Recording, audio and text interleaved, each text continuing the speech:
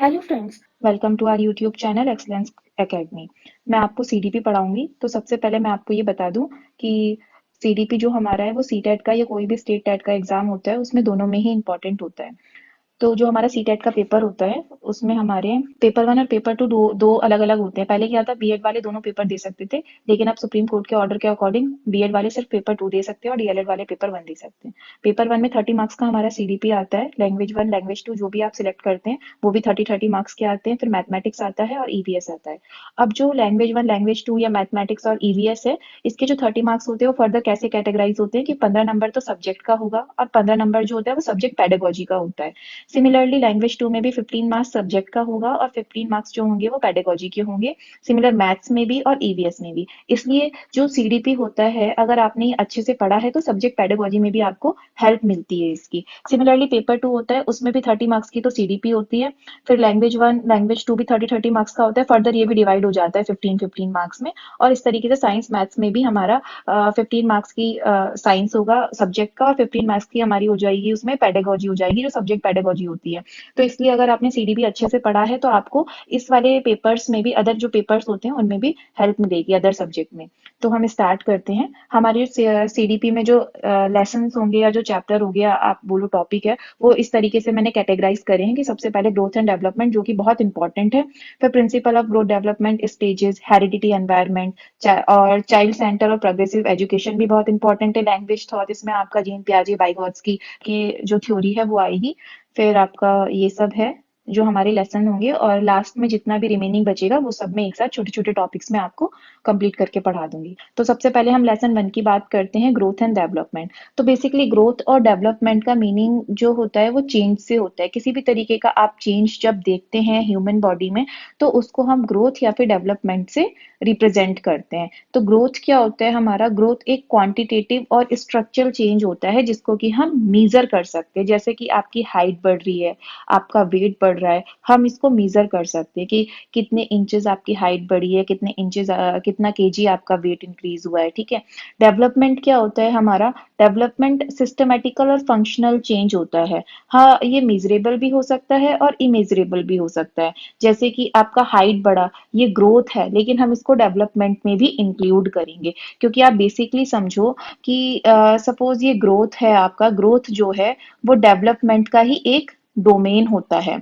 यानी हम ये कह सकते हैं कि ग्रोथ डेवलपमेंट का ही एक हिस्सा है। तो डेवलपमेंट में हमारा हर तरीके का डेवलपमेंट, चाहे वो हमारा मेंटल डेवलपमेंट हो, फिजिकल हो, ठीक है, किसी भी तरीके का इमोशनल हो, वो सब हमारा डेवलपमेंट के अंदर आता है। अब इमोशनल डेवलपमेंट को तो आप मेजर नहीं कर सकते कि कल आप कम दुखी थे कि आज आप ज्यादा दुखी हो। ठीक है। तो इसी तरीके से जो डेवलपमेंट है उसको हम ये भी कह सकते हैं कि हम मेजर भी कर सकते हैं और वो इमेजरेबल भी है कई केसेस में। लेकिन जो ग्रोथ होगा हमारा वो हमेशा मेजरेबल होगा, हम उसको माप सकते हैं। ठीक है। अब जो डेवलपमेंट होता है हमारा वो लाइफ टाइम प्रोसेस है, वूम टू टॉम चलता है। जब हम अपनी माँ के गर्भ में होते हैं तब से हमारा डेवलपमेंट स्टार्ट होता है, हमारा विकास स्टार्ट होता है, और जब तक हम मरते हैं और मरने के बाद भी हमारा डेवलपमेंट का प्रोसेस चलता रहता है। तो हम ये कह सकते हैं कि जो डेवलपमेंट है वो लाइफ टाइम प्रोसेस है। लेकिन ग्रोथ जो होता है वो हमारा लाइफ टाइम प्रोसेस नहीं है। जैसे आपकी गर्ल्स में होता है, हाइट बढ़ती है, 14-15 साल के बाद लड़कियों की हाइट बढ़ना रुक जाता है, लेकिन लड़कों की हाइट 18 साल तक बढ़ती है। तो ग्रोथ एक टाइम पर आकर रुक जाती है, लेकिन जो डेवलपमेंट है वो हमारा लाइफ टाइम प्रोसेस होता है।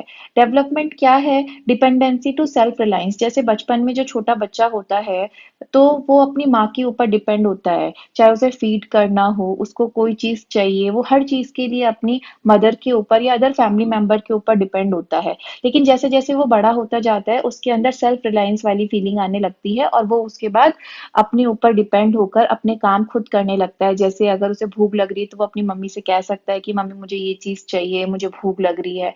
ठीक है। तो डेवलपमेंट हमारा बेसिकली लाइफ लॉन्ग प्रोसेस है, जब तक हम जिंदा हैं वो तब तक चलता ही रहेगा। इसीलिए हम इसे कहते हैं ये गर्भ से कब्र तक का हमारा जो सफर सफर है उसमें डेवलपमेंट हमारा मतलब विकास हमारा किसी ना किसी तरीके से होता रहता है। एक चीज और, विकास जो है वो रिवर्सिबल नहीं है। आप ऐसा नहीं कि आपने कुछ चीज अभी सीख ली, आपका कुछ विकास हुआ, फिर दोबारा से वो विकास खत्म होकर आप जीरो वाली स्टेज पर आ गए।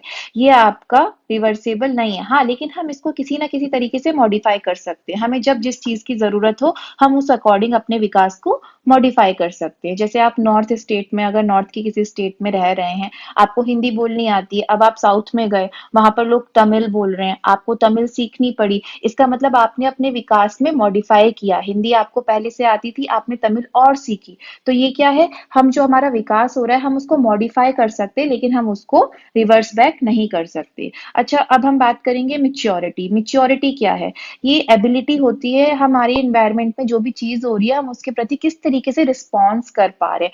अगर किसी ने हमको कुछ गलत बोला, हमारा रिस्पॉन्स उसके लिए कैसा है, कोई हमारी तारीफ कर रहा है, हमारा उसके लिए रिस्पॉन्स कैसा है, हमारे सामने कोई सिचुएशन अगर इस तरीके की क्रिएट हो गई है, कोई प्रॉब्लम आ गई है, हम उसके प्रति अपना रिस्पॉन्स किस तरीके से दे पा रहे हैं, प्रतिक्रिया हमारी क्या है उस सिचुएशन के लिए।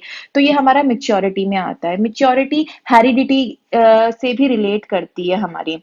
हेरिडिटी से मैच्योरिटी हमारी रिलेट करती है, यानी हमारे जीन्स कैसे हैं, हमारी हेरिडिटी क्या है, मैच्योरिटी उस बात पर भी डिपेंड करती है। देखो, डेवलपमेंट जो हमारा होता है वो जनरल टू स्पेसिफिक या होल टू पार्ट होता है। होल टू पार्ट का मीन्स है कि पहले हम अपने हाथों में अपने पाम का यूज करना सीखते हैं, फिर धीरे धीरे हम अपने फिंगर्स का यूज करना सीखते हैं, या फिर हम अपने पहले जैसे कि हम देख रहे हैं किसी चीज को, फिर हम उसकी तरफ बढ़ रहे हैं, या हम अगर पेपर कटिंग कर रहे हैं तो पहले हम आंख से उसे देख रहे हैं, हमने सीजर उठाया, फिर धीरे धीरे हमने अपनी फिंगर्स को मूव करना सीखा। तो इसका मतलब होता है होल टू पार्ट का यूज कर रहे हैं, यानी पहले हमने अपनी ग्रॉस मोटर को डेवलप करा, उसके बाद हमने अपनी फाइन मोटर स्किल को डेवलप करा। ओके, तो इस तरीके से डेवलपमेंट जो होता है वो जर्नल टू स्पेसिफिक और होल टू पार्ट होता है।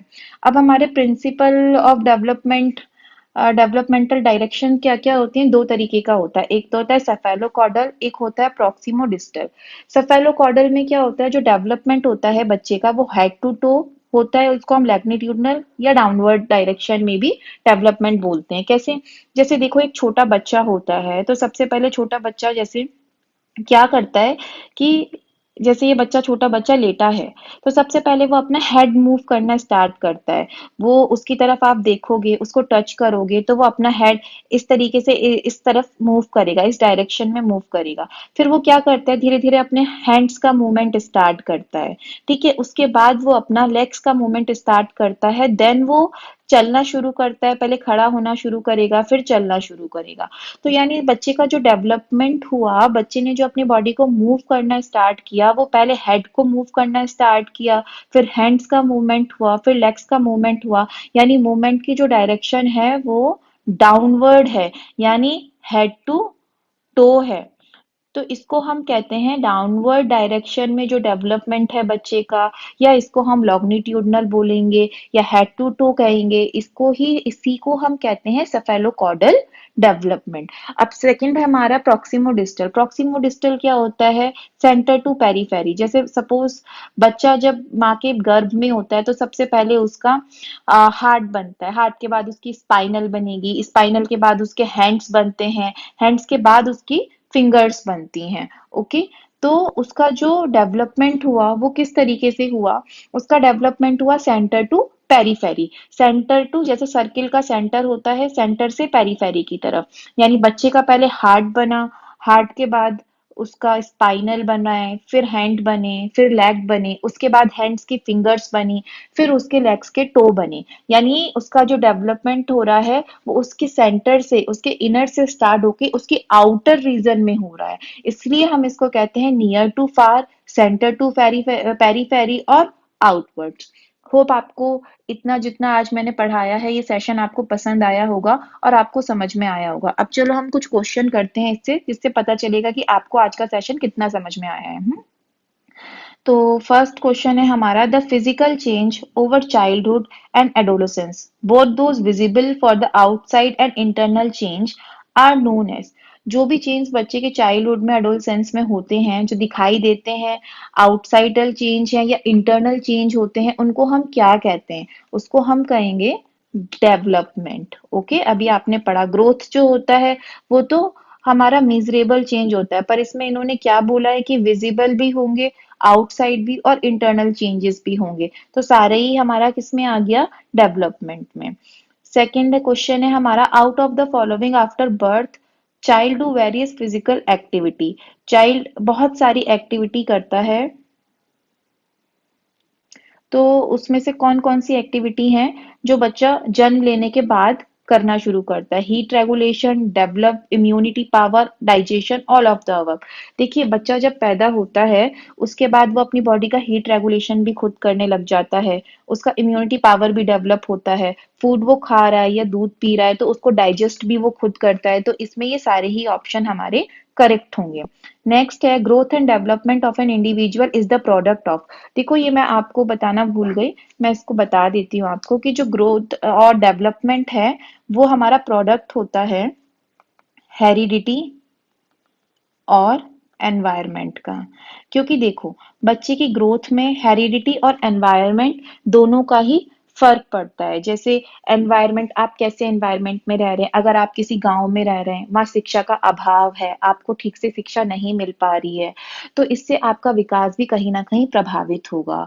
आप किसी ऐसे क्षेत्र में हैं जहां पर खाने पीने की प्रॉब्लम है, आपको सही तरीके से पोषण नहीं मिल पा रहा, न्यूट्रिशन नहीं मिल पा रहा, इससे भी आपका शारीरिक विकास कहीं ना कहीं प्रभावित होगा। तो एनवायरनमेंट का भी फर्क पड़ता है। हेरिडिटी यानी आपके जीन्स किस तरीके से हैं, अगर आपके जीन्स में कोई प्रॉब्लम है तो आपने देखा है ना कुछ बच्चों की हाइट कम रह जाती है, कुछ बच्चों ठीक से डेवलप नहीं हो पाते हैं। तो अगर आपको जेनेटिक भी कोई प्रॉब्लम है या आपको हेरिडिटी से वो प्रॉब्लम ट्रांसफर हुई है, जैसे कलर ब्लाइंडनेस हो गया, डायबिटीज हो गया, तो वो भी आपके विकास को प्रभावित करते हैं। तो अगर क्वेश्चन आता है, और ये इंपॉर्टेंट क्वेश्चन है, मोस्ट ऑफ द टाइम ये सीटेट के पेपर में आ चुका है कि ग्रोथ और डेवलपमेंट किसी भी इंडिविजुअल का जो होता है वो प्रोडक्ट होता है हमारा हेरिडिटी और एनवायरनमेंट के।